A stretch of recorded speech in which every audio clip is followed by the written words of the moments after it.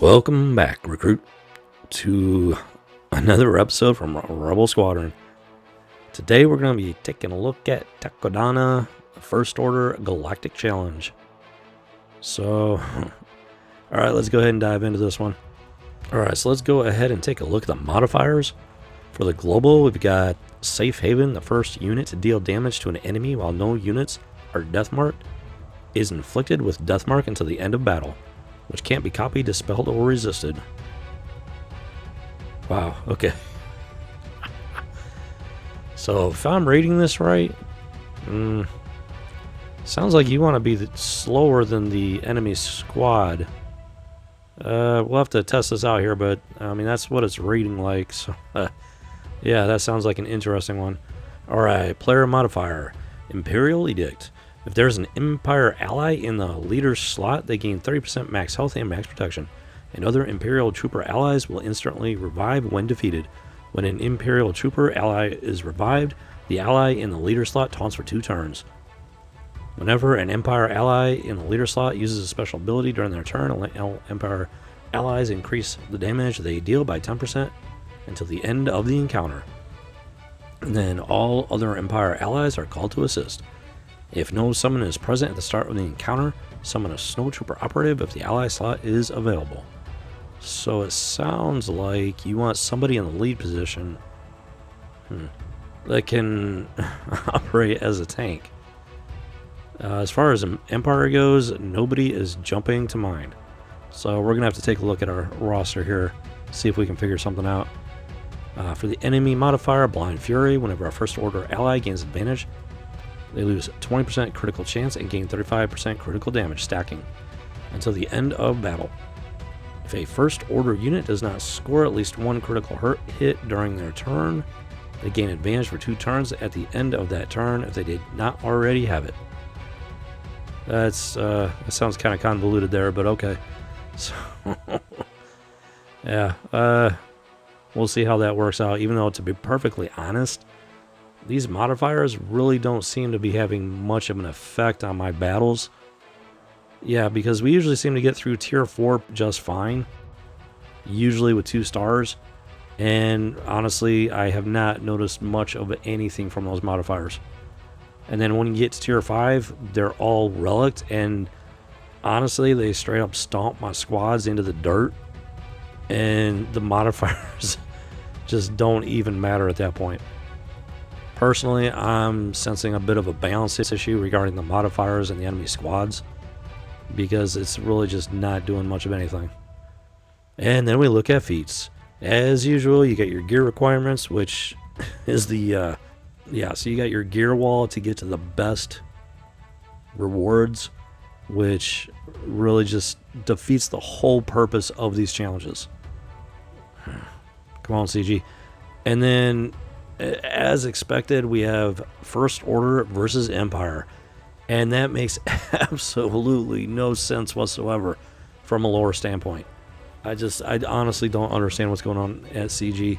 The Admiral Piet character, the kit and everything, it seemed to fall in line quite well with the character. And I know Arnold T101 said that it sounded kind of Tarkanish, but for me, it seemed pretty well built around Piet's character in the movies, as far as I'm concerned at least. And then you have these galactic challenges where the lore is pretty much just thrown out the window for the most part. At no point in the history of Star Wars did the Empire go up against the First Order. Quite frankly, they existed outside of 2 different time frames within the history of the Star Wars universe. It's as if they have multiple people working on different aspects of the game.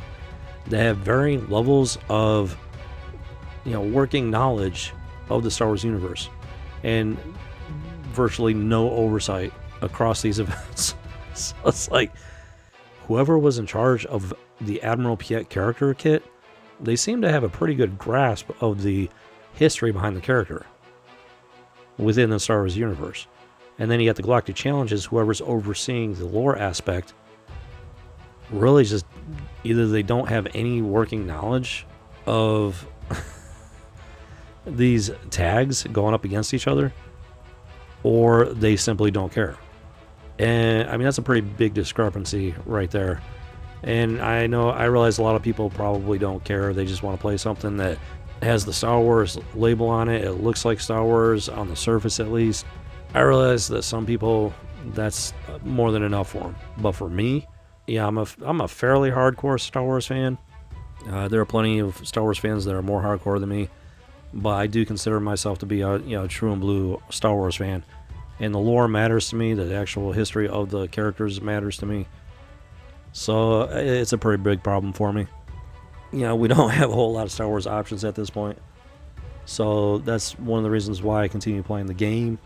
Besides the problems, there are some good things about it, especially the community. Love the community. Love the other players. It's a great community by and large. It is fun being a part of that community. So there are reasons to continue playing. And there are better reasons why I'm still free to play. So, alright, with that said, let's go ahead and get to the battles here.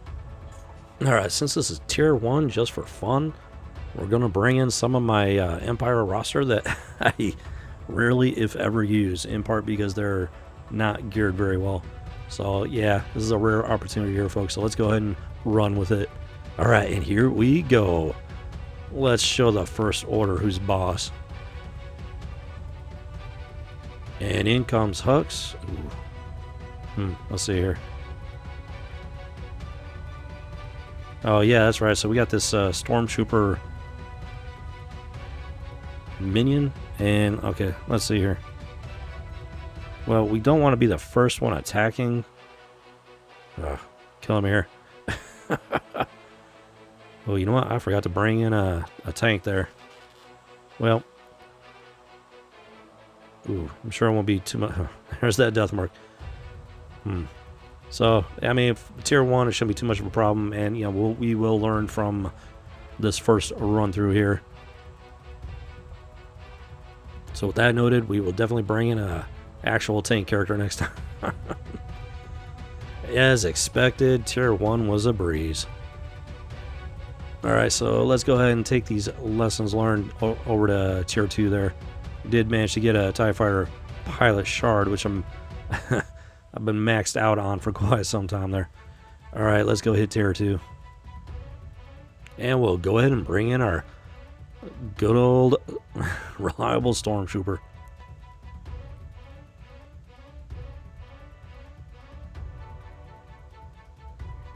Alright, let's go and bring that under stealth. Attempting to keep from getting that death mark, but yet no such. No, yet. Okay, got that death mark over on the probe droid. I didn't realize that Piet's special ability there brought in the dog pile. Must be remembering that wrong. And down goes the probe droid. Which is fine. He's a little bit of DPS bait there. Anyway, so. And yeah, being Tier 2, it's not too much of an issue because, as you can see, we're about to clean house there. But we did take some damage, and I think we're going to have to step it up here for Tier 3. And as you can see, we already got our maxed out Royal Guard shards. Not because we did anything right, just because we had the right amount of gear. Well, since this is Tier 3, let's go ahead and bring in Emperor Palpatine. He does have some synergy with Admiral Piet, and let's go ahead and see what they're capable of here. Ooh, yeah, these guys are looking a little bit tougher there. Alright, so let's go ahead and bring in that dog pile. Snowtrooper goes under stealth, and we get some unlimited power from the Emperor. Down goes one of our Imperial officers. I believe that was Greer. Alright, let's bring in some AoE and see if we can do any damage. Emperor keeps getting some of that assist coming in. So that's definitely not a bad thing. Alright, let's see if we can take care of General Hux here. Boom, chakalaka. Boom, down he goes. Alright, now let's let's see if we can do something about Temper Tantrum Boy here. And boom, boom, bang. All right, we get the taunt up, and let's see. Let's go ahead and throw some Imperial ambition over the Emperor. He does seem to take a lot of hits there.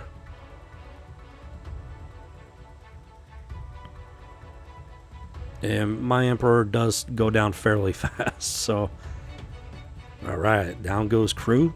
And all we got left is a First Order Stormtrooper.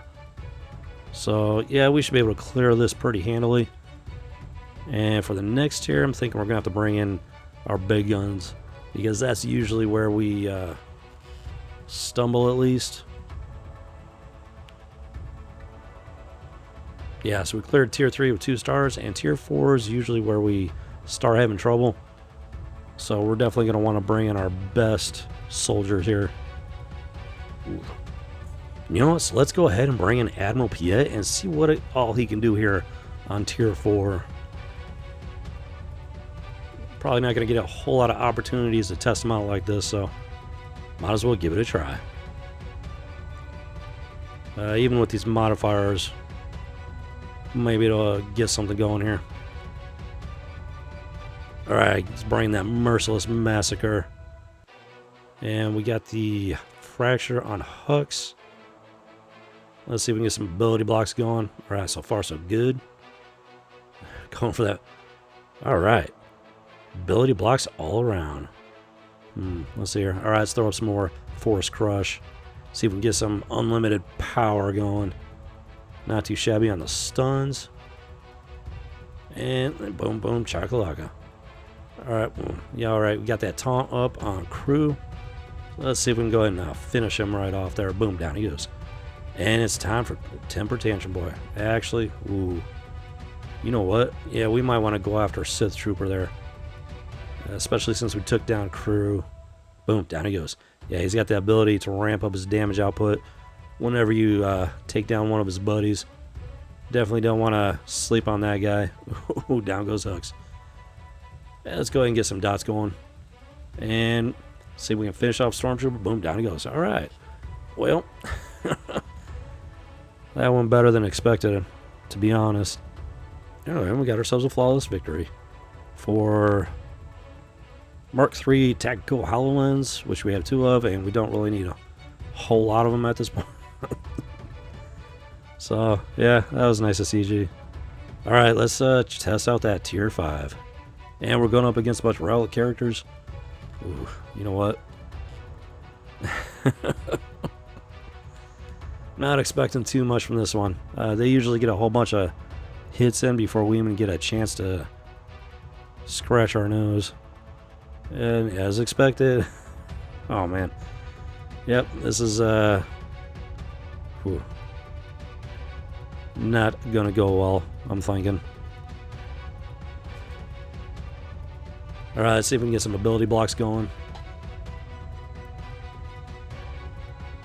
And... yeah. Always want to get an ability block up on Temper Tantrum Boy when possible. Throw up some more Force Crush dots.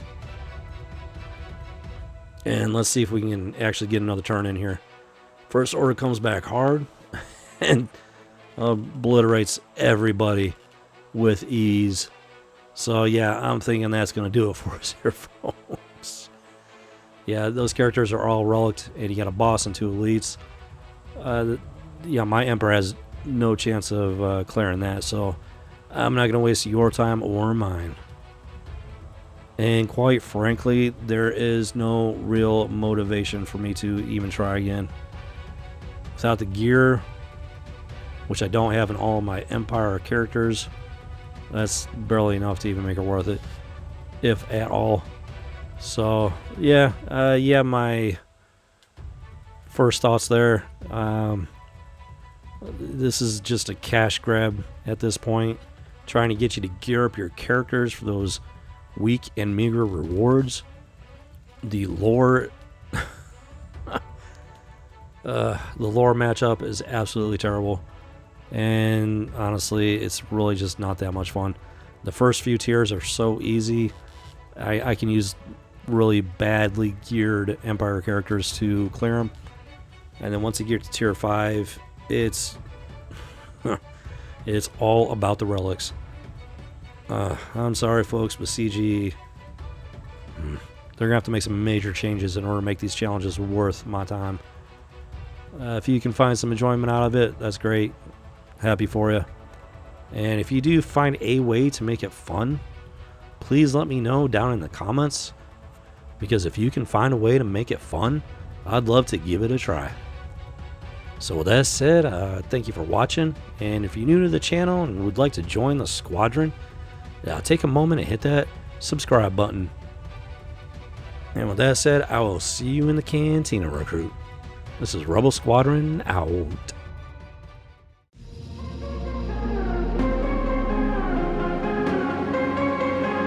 Can't stop the signal now.